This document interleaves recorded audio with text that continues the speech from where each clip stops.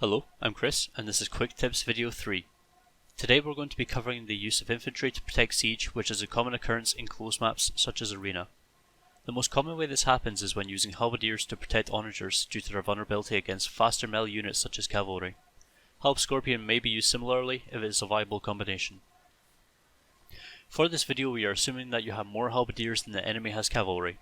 In this example we're using 30 halberdiers against 20 paladins, as they're significantly cheaper and much easier to mass, especially earlier. Realistically, with two equally skilled players booming against each other, such as a pocket against pocket in Arena, you are far more likely to have an even better number of halves in this example in a real game. So for this first demonstration, we are going to be treating it as paladins attacking us from the front line, with our siege in the back. The most important thing you have to be aware of here is you need to use your hotkeys for your stances and your formations. So in this case we want our halves to be on defensive stance and staggered formation. Staggered formation is absolutely key, and for stances defensive is generally better than aggressive in this case. Aggressive will maybe lead the halbs to chase one paladin across the map, for example, and that's something you really don't want. You want them to keep nearby, you don't want them wandering off. This is important just for protecting your onagers in general. Stand ground will also not work properly, so please do not use it. You also want to be good at control grouping, and with all three of these things combined, when you add in new units, you could just quickly add them to the group, get the formation right, get the defensive stance right, and you're fine.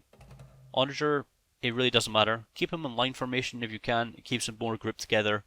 The more spread out they are, the easier they are to surround. So line formation is generally the better way to play that.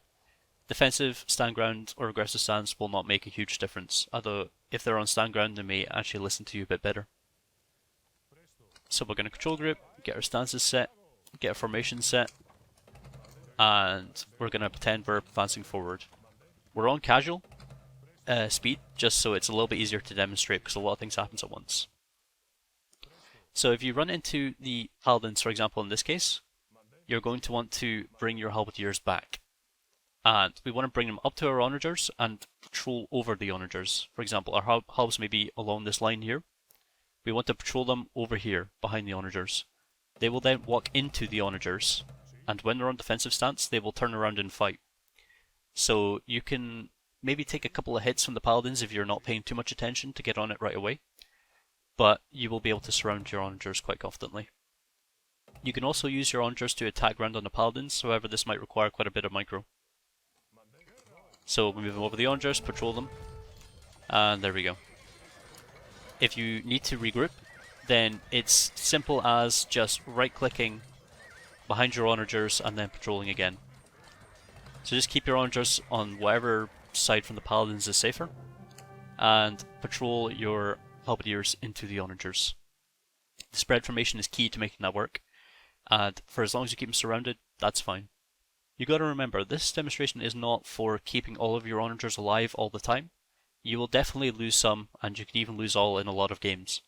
The point is, you want it to be a very bad trade for the enemy. They'll throw away thousands and thousands of gold worth of paladins for maybe 600 gold worth of onagers.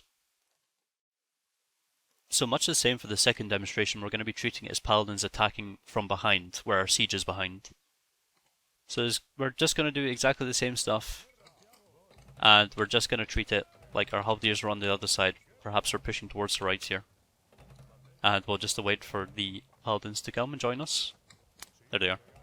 So you might want to get some stand ground shots in, but again, just patrol your halbs over your onagers. Sometimes your onagers will just walk into the fight like that. That happens.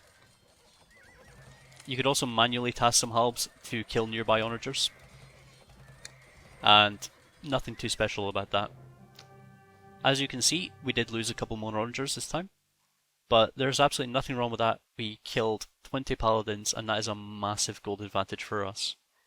It's very hard to save your siege, but you need to be very on the ball with it. You need to make sure you're constantly making more, and if you're in a real game, you're going to have more halberdiers than this, and it'll be even more difficult for them to take your siege.